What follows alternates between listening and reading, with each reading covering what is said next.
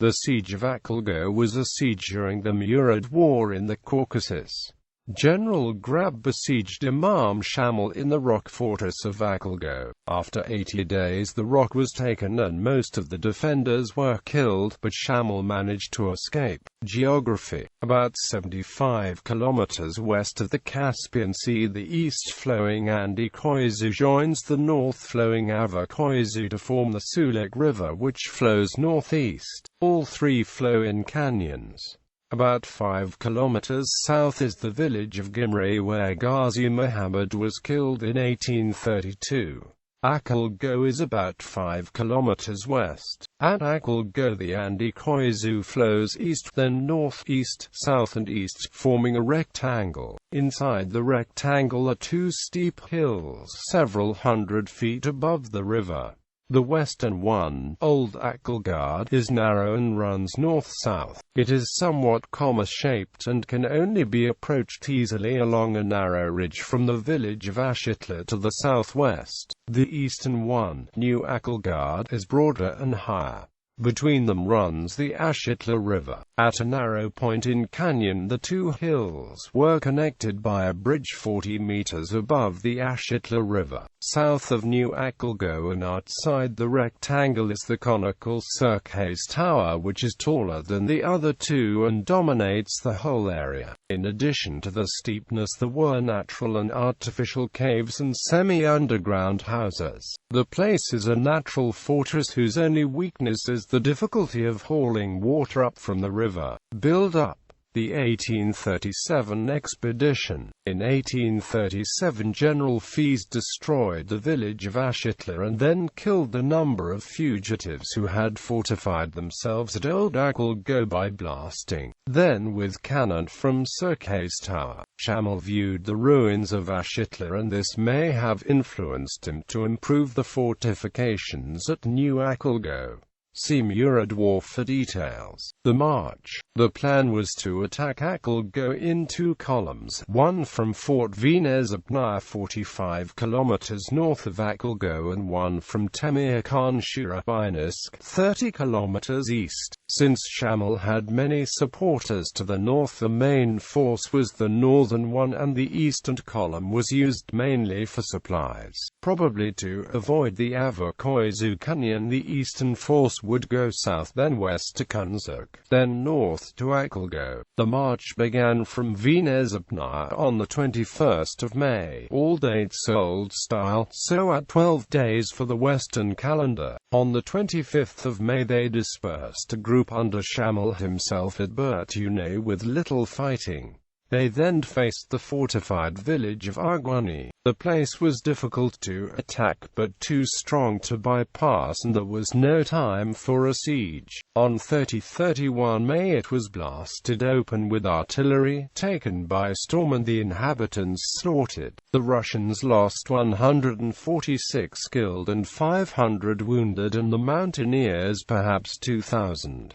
They now had the problem of crossing the Akhoulgo and contacting the supply column that was waiting on the Betli Plateau south of Akhulgo. They captured one of the destroyed bridges, rebuilt it with roof beams from the nearby village, crossed with some of the men and made contact with the supply column. On the 11th of June they repaired the bridge at Churkata and on the 12th of June occupied the ruins of Ashilta less than a kilometer southwest of Akhulgo, thus beginning the siege. The siege. Shamil was now shut in with about 4,000 people, of whom something over 1,000 were fighting men. Grabbe had about 6,000 Russians and 3,500 native militia. Seeing that those on the north bank were in a dangerous position, on the 14th of June he withdrew them to the south bank, which was a mistake. On the night of 18-19 June, the Murids occupied Ashitla without being noticed. Had they been more aggressive they might have accomplished something, but they were driven off the next morning.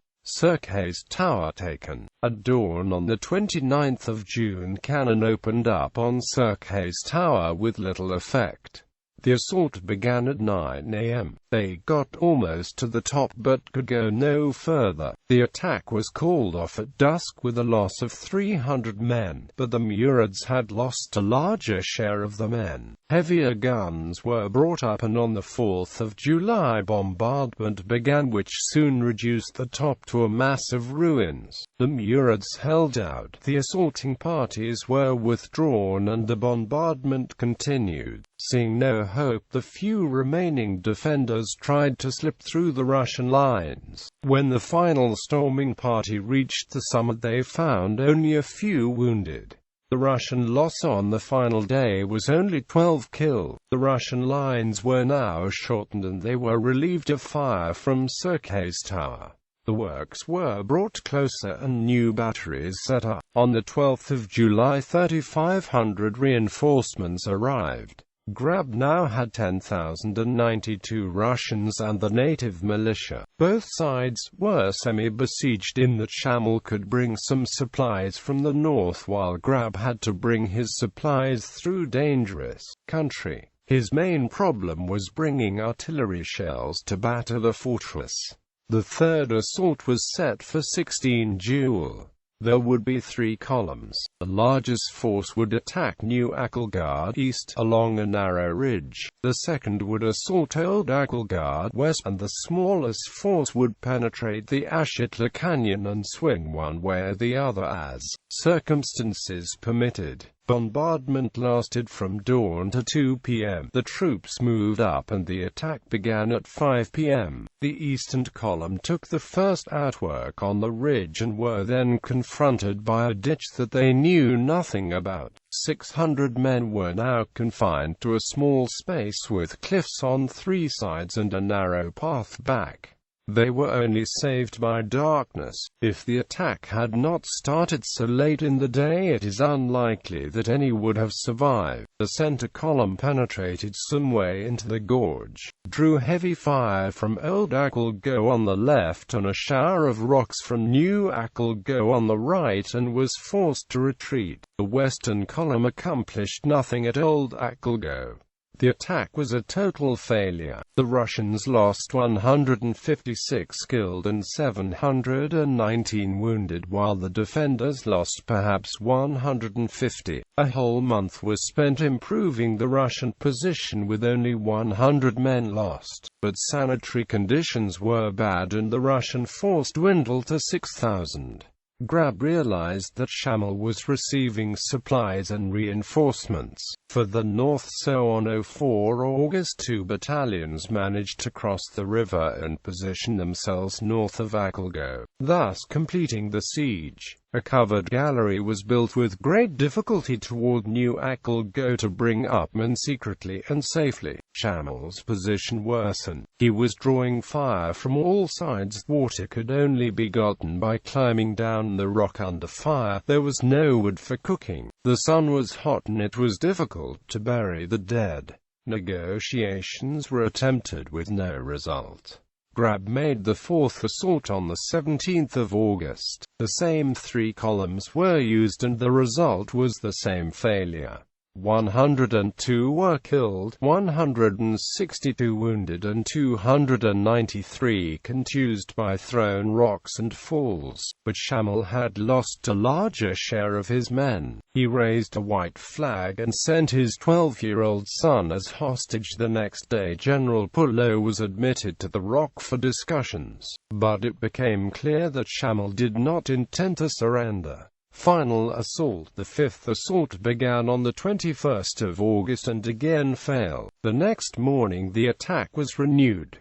The Russians met almost no resistance and gained possession of New Akhulgo. They found large numbers of fugitives scaling the opposite cliff or still climbing down to reach the bridge to Old Akhulgo. Tarasevich's column entered the gorge, climbed up and captured the bridge and reached the top of Old Akhulgo before the garrison could stop them. The 2 days' fighting cost the Russians 150 killed and 494 wounded. Since most who remained on the rock refused to surrender, the fighting or slaughter continued for a week. Each house or cave had to be individually taken.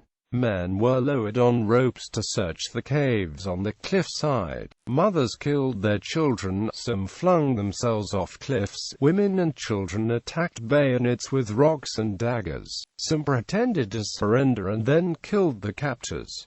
Tarasevich died this way. More than 1,000 corpses were counted and there were 900 prisoners, mostly women, children and old men. By the 29th of August there was no one alive on the rock but Russians. The 80-day siege cost the Russians 512 killed, 1722 wounded and 694 contused, plus uncounted losses from disease. The Russians searched for Shamil's body but could not find it. None of the prisoners could or would say where he was.